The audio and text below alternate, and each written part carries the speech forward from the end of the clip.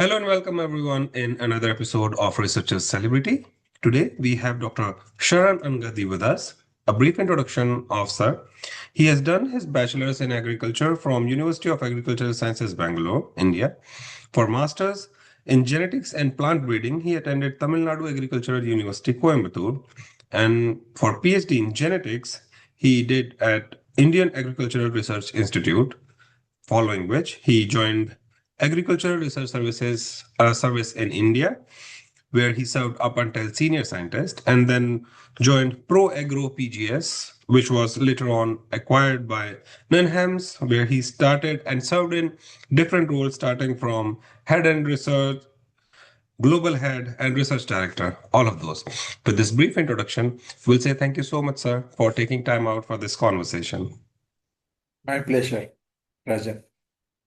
We always start our conversations by initiating this question that how and when you decided that you want to become a researcher. That's an interesting question. In fact, when I received your invitation, I asked myself a simple question. If I had to narrate my scientific journey, what would I want young researchers to remember? I realized that my journey has never been merely about science. It has been about people, opportunities, failures, resilience, and purpose.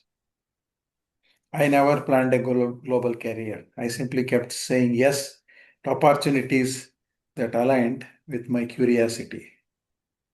Just to tell you a background, I come from a very small village, from a farming family, and I grew up with foster parents, and that in me instilled values, discipline, and education. So I can, if I have to put it, I can say I did not inherit wealth, I inherited values. Yeah, as you already mentioned, I did my graduation from Dharwad and post-graduation from Tamil Nadu Agricultural University, Coimbatore, and PhD from IRI. So the PhD from IRI happened when I as an agriculture research service scientist. Immediately after my post-graduation, that's after MSc, I joined Agriculture Research Service. I worked at Hyderabad. Then after 6 years, I decided to join IRI for PhD. Yeah. So you may ask, why did I choose science? Was it a plan or it just happened? Yes, I was interested in science from the beginning. Then agriculture is something which was attraction for me. As I said, I was growing up in a farming family and I had an inclination towards agriculture. So I thought I should get into agriculture and do something for the farming community. Agriculture was around me. And research became meaningful because it could improve farmers' lives. That is agriculture, you can't differentiate, can't separate it from farmers, right? Farmers are the mainstay of agriculture. And as you could mention, I worked with the industry that is basically a seed industry. We worked on crop improvement. Crop improvement is basically, we call it as plant breeding and genetics. And then I got into that. Even my post graduation was in plant breeding and genetics, and PhD was also in genetics. So then it happened so that I joined the seed industry. The Pro Agro PGS was the seed company I joined. And subsequently, as you mentioned, it was acquired by a Dutch multinational by name Nunhams. And previous to that, as a ARS scientist, I worked on oil seeds. Then in Indian Institute of Horticulture Research, I worked on aromatic crops, that crops that give fragrant leaves and all that. And then after a while, I spent about agriculture research service about 15 years. Then I felt nothing much was happening. Things were not moving the way I wanted them to. Then I thought, why not try private sector employment? So moving from government to multinational company or a national company initially at that time, it was a kind of uh, big turning point, I would say. It was a dilemma. So because dilemma was because, as you know, and understand very well government jobs provide security. So it was question of security versus opportunity.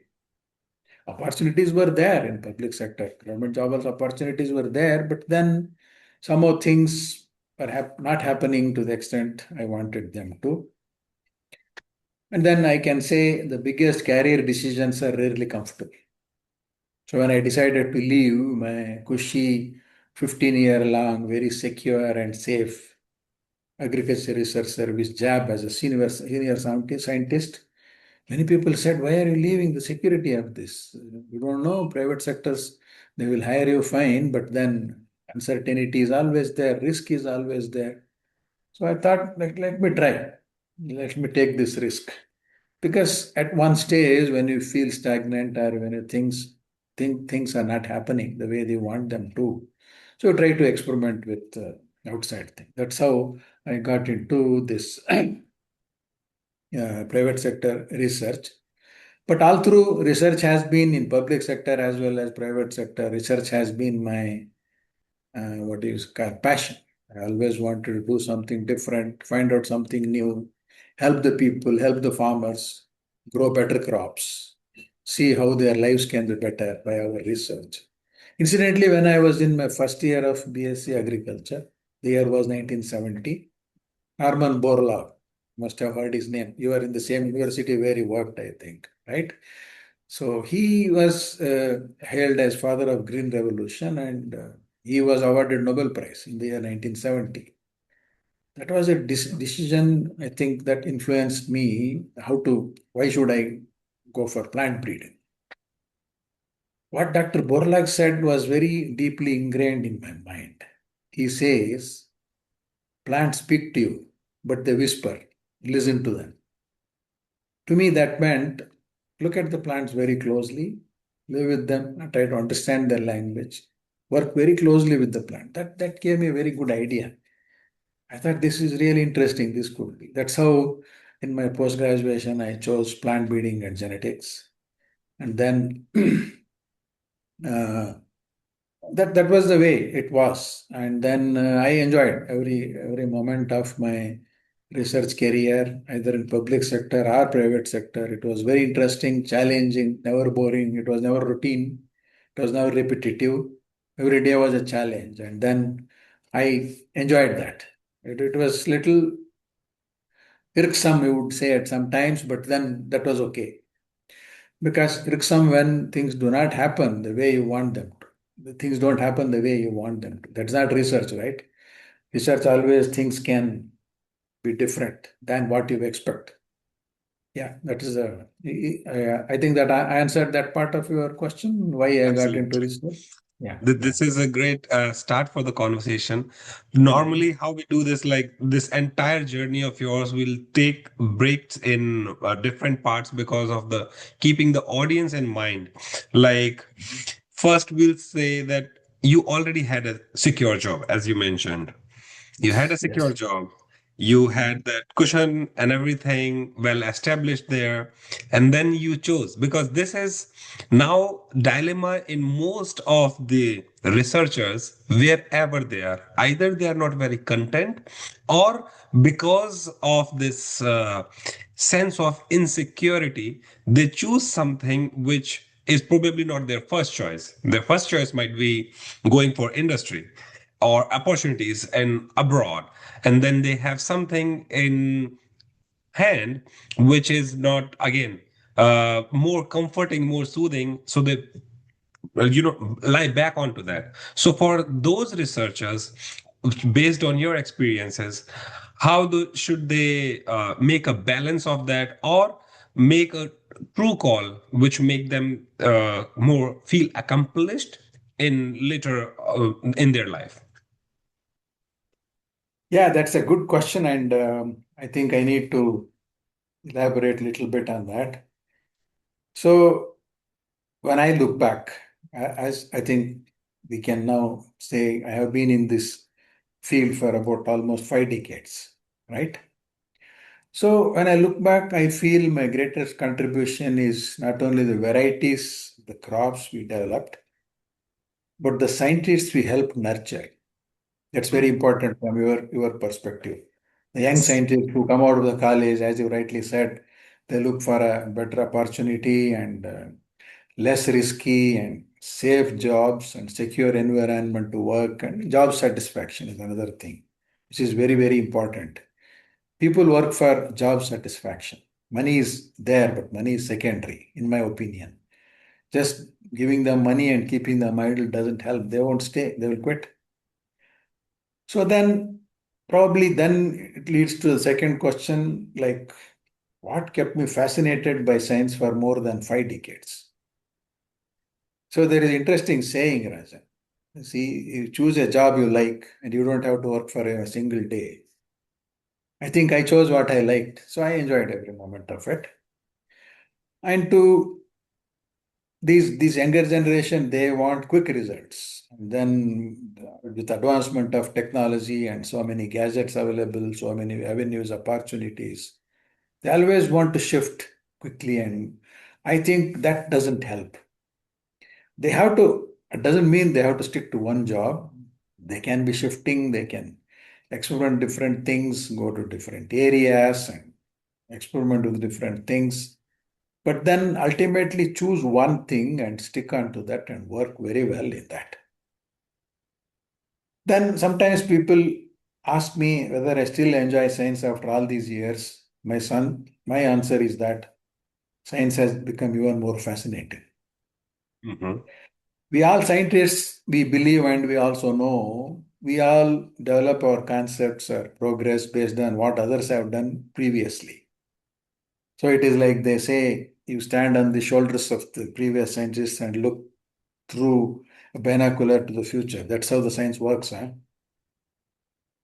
So then I think I want to tell the young generation, I think towards the, I have also listed few points for them because you said this has to be basically with the young generation in mind. First thing I would like to say is science begins with curiosity. Every discovery begins with why, what if, and could it be different? So, being in science, I think students have to encourage themselves or get used to asking these questions why, what if, and could it be different? When it means could it be different, could it be better? How I can make things better? So, talking about my field, I can't talk about other science avenues related to plant science if I have to talk. I would like to say why plant breeding is unique. Plant breeding is area of crop improvement in which I worked. Because here we are working simultaneously with nature, with farmers, with consumers, and markets, future generations. It's very interesting, right? So many aspects come into this. Very few professions, in my opinion, combine all these five. So it looks very interesting. We have very diverse areas to cater to, but then it also has its own pitfalls. It has limitations. It has difficulties. Imagine nature. You know how nature is so unpredictable. It can keep changing, and now we talk a lot about weather change, and we talk of weather resilient crops. Farmers, they are the ones who grow your varieties which you develop through your science and research. And those varieties, what they produce, it goes to the consumers. Consumers and then markets are influenced by what consumers buy and how a particular variety succeeds in a market. So all these are combined. So I would like to say every seed is a story. Mhm. So I have come to believe in this. So one of my strongest ideas is a seed is not merely a biological structure. It is millions of years of evolution waiting to write its next chapter. Oftentimes we do not realize the value of seed or worth of seed. And in plant breeding, we call seed is a conduit or a carrier or vehicle which carries all the technologies we put into that. Seed has software in it, if I have to put it in another way. So everything is there. It tells the seed how to grow, what characters we have put in that, how to express those in which environment. Everything is there. And for me, coming back to research, I think research teaches humility. Nature always has the final word, whether diseases, environment, uncertainty. And here, one interesting thing is no experiment guarantees success because it is influenced by so many factors. Huh? So, to an extent, we can make it predictable, but then most of the time it is not. I think that is one thing that keeps the science interesting. If it is very predictable and if results and outcomes are as per your expectation, there is no thrill in that, right? So what you see and what you expect, what you get, if they're different, then it gives a, to me, in my opinion, it gives a different kind of thrill. It also tells you and teaches you how to accept failure. Because as I said, here success is not guaranteed because of all these factors. Weather is the major thing, diseases are there. Many a crops we develop for disease resistance, but then at some time nature plays differently and there is a new race and the crop succumbs to that new disease. So that's what it is. Does that answer that question? Yeah, absolutely. So we'll take now about the thrills and the failures, which at a broader platform now people are talking globally about the mental health, work-life balance of researchers. And as you mentioned, yes, we can try to minimize those, but there is no way that in research anywhere in this world anyone ever were able to eliminate the failures completely. You can reduce it to a certain percentage, but then they are there. You're bound to stumble upon to them, and then that brings the stress, especially for the early career researchers when they are either a PhD students or postdocs or early faculties where they are fighting for their security, as mentioned. Based on your experience, what you can tell them how they should keep themselves sane during that time and then ensure that they can overcome with all of those with flying colors. Yeah, interesting question. It's very valid and very relevant for the young generation of scientists. And as we all know and are aware, science is dynamic, it keeps changing. A lot of changes happen. So if I tell my own field, we used to work on notebooks. We used to record the data with pencils and put the tags and labels in the field. Now things have improved. A lot of technology has developed. And what we used to do by observation and as an art has developed into a science now. Plant breeding is more of a science now. There we have a lot of uh, gadgets we use, and we also use now what we call as artificial intelligence. And we have a field known as genomics, genome editing, digital phenotyping, big data.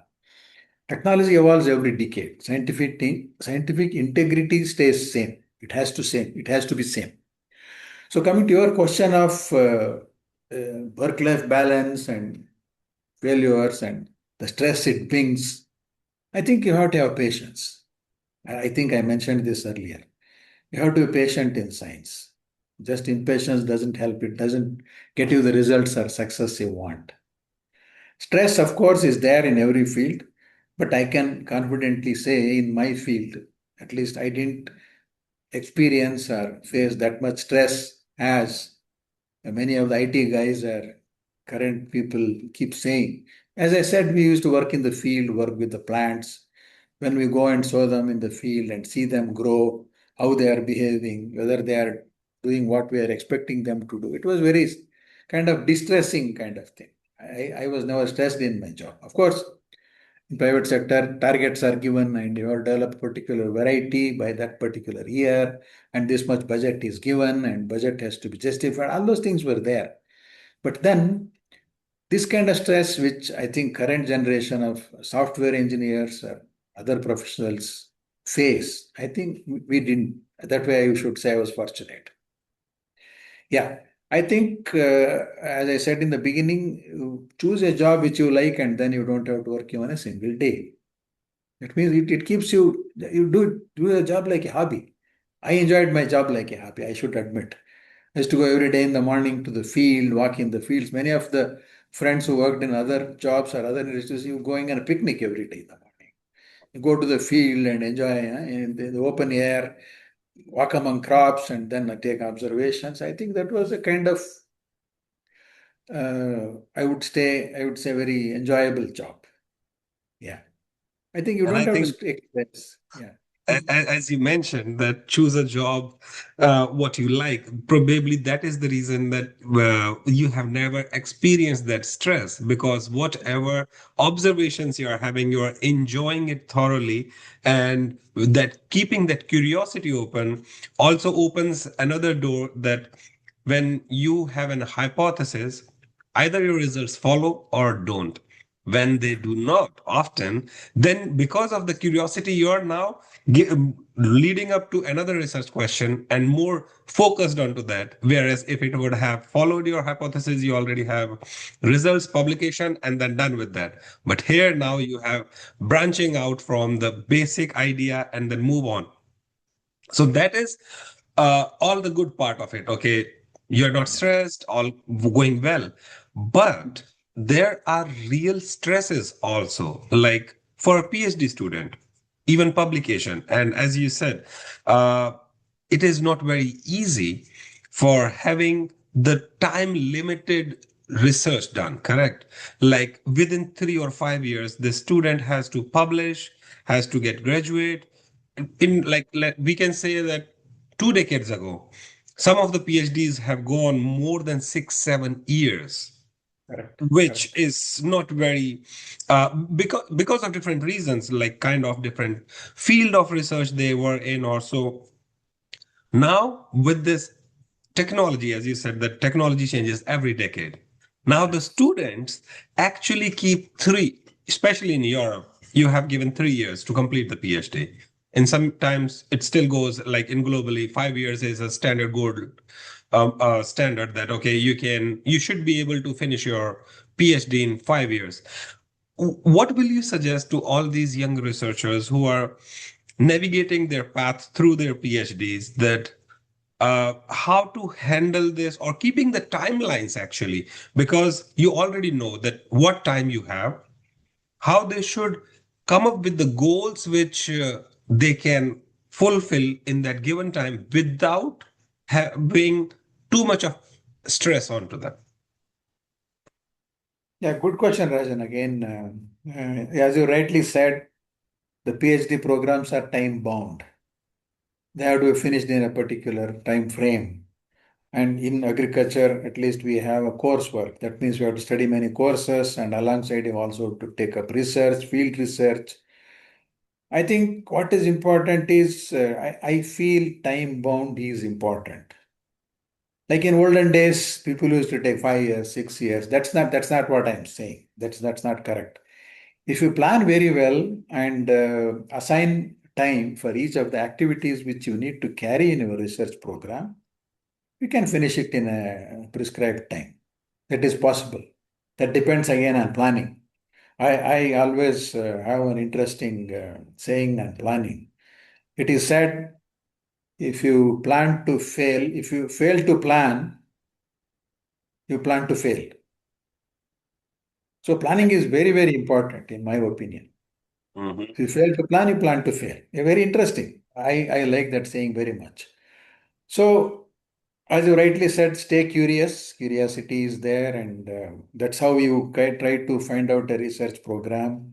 For me, it was interesting because, as I said, after 6 years of working as agriculture research service scientist, I went for my PhD. By then, I knew what were the crops, what are the issues, what are the plants, and I decided this is what I want to do. A particular area I chose. I worked on Indian mustard.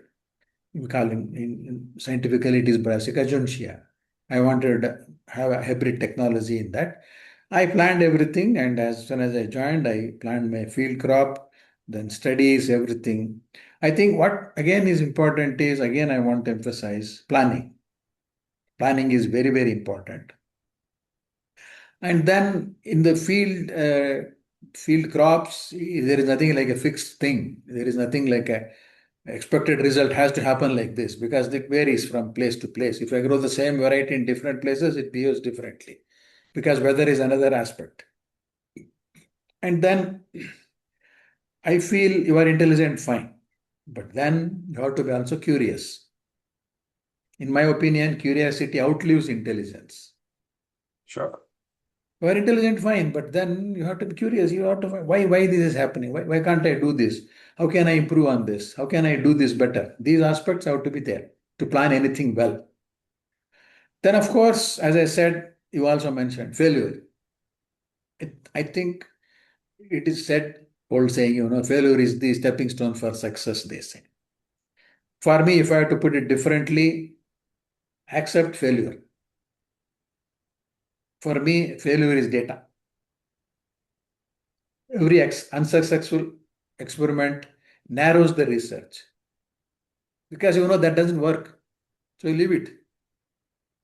So we arrive at certain hypotheses or some ideas based on what works, what doesn't work. And then I think, yes, job is one, degree is one, research is one, fine. But then you have to have the curiosity and interest in learning. For me, if I have to say, remain a student forever. Learning never ends.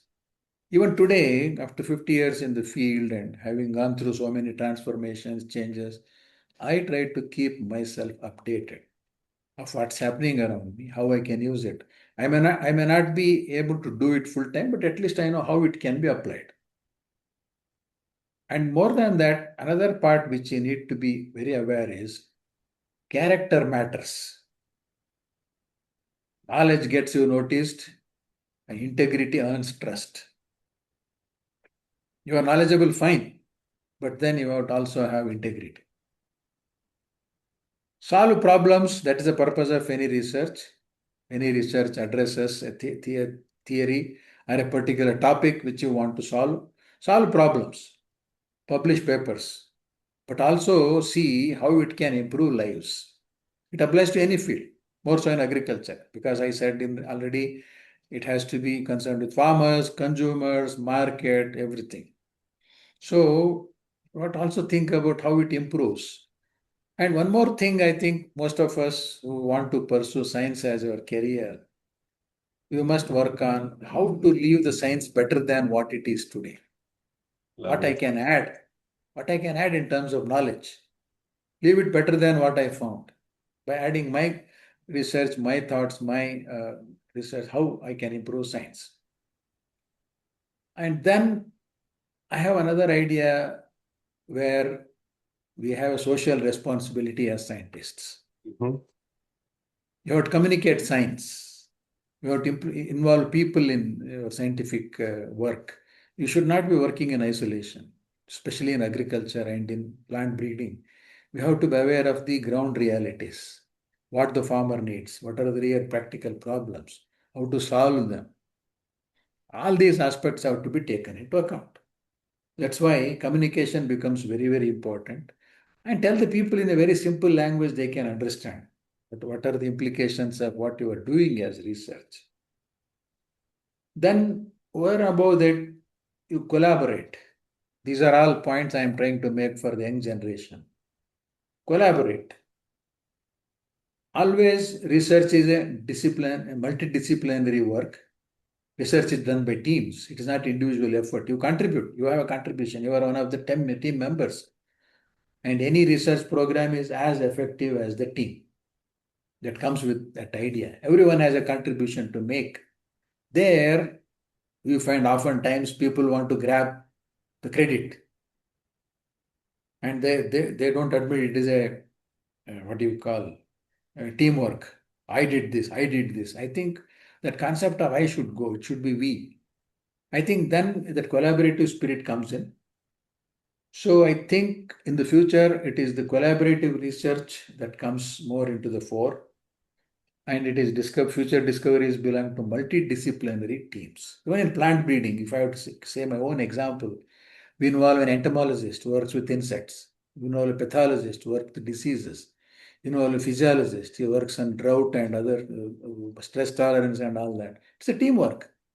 Plant breeding team, it is a team. So you have an idea, you have a variety, you have a hybrid. So the whole thing works like that. And another thing which is very important is think globally but work locally. You mentioned about Europe. Europe, Mhm. I've been in Europe. I've traveled to several countries there. I know their culture, what their research is, how they approach a problem, what are the ways their research is funded, and how those things are monitored. We have a lot of things to learn. That is why think globally. Try to get all those important points which are there in those places and try to adapt them locally. Everything works there, doesn't work here as it is.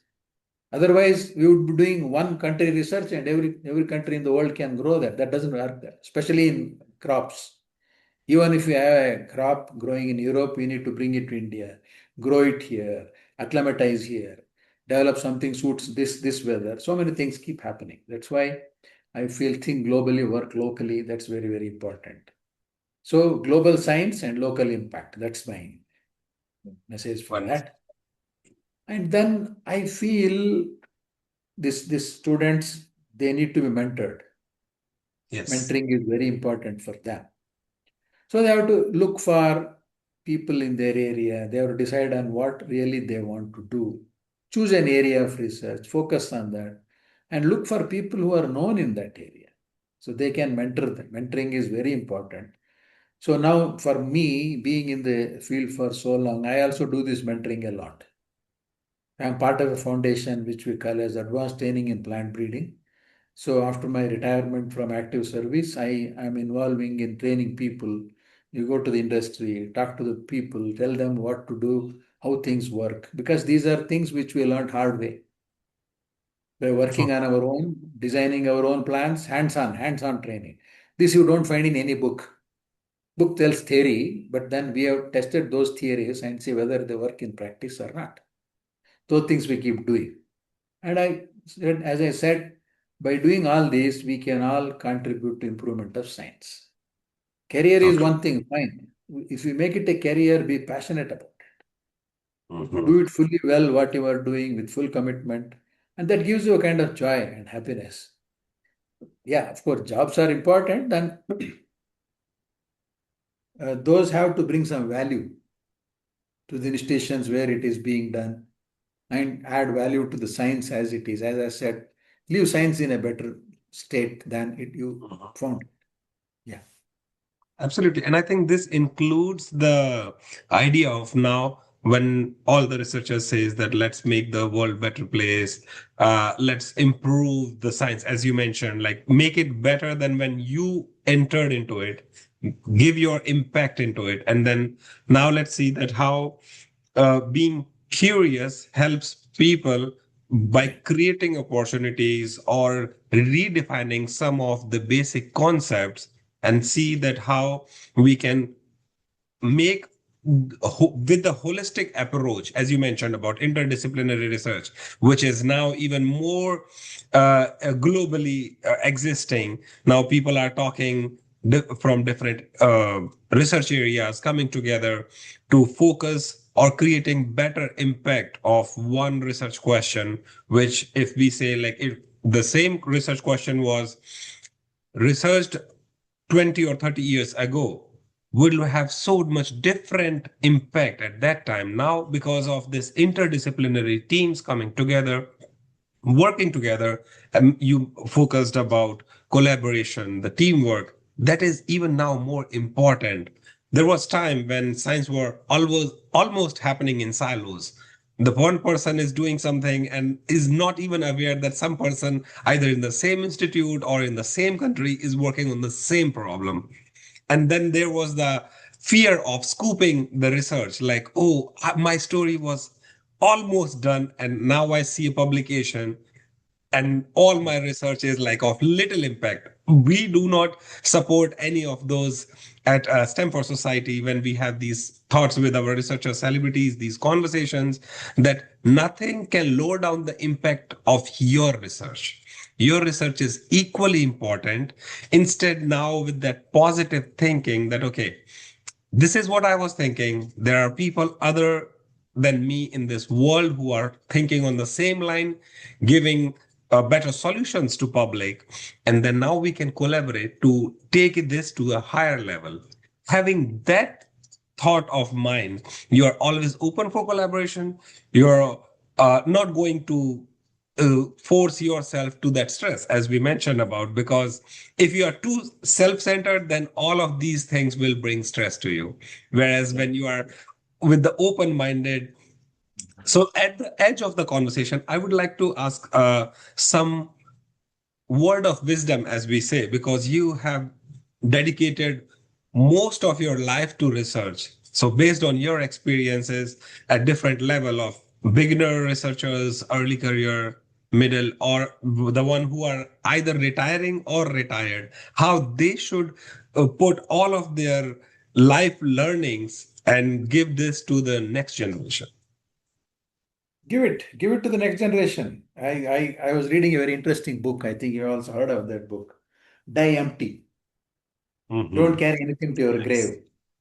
Whatever knowledge you have earned, gained by your own experience or by reading books or doing experiments or whatever, give it to the people. That's what the knowledge is to be shared. So I think if I have to say, when I entered research as a young scientist, I thought my job was to improve crops. Over the years, I have realized that research quietly improves the researcher as well. Yes. It teaches patience when experiments fail, humility when nature surprises us, resilience when setbacks occur, and hope when a tiny seed finally fulfills its promise.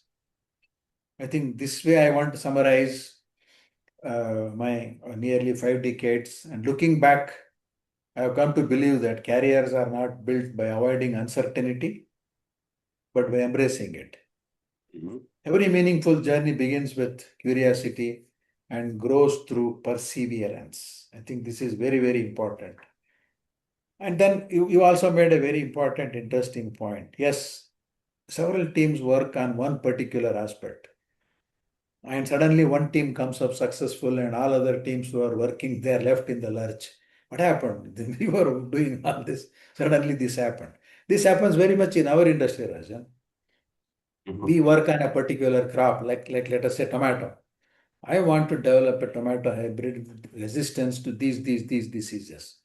Many companies are working. Everybody is investing money in that and using all the technologies that I mentioned. AI, genomics, so many things happen. Now we also have the gene editing that can happen. You don't have to really look for a trait in a wild species or wild relative of a particular crop. In the same crop, you can do the gene editing and get a variety which you want in no time. So it also happens very much. We always try to put our breeders, our team, crop improvement teams into pressure, saying you have to come up with the time. We were racing with the time. How fast we can do it? When can we bring it out?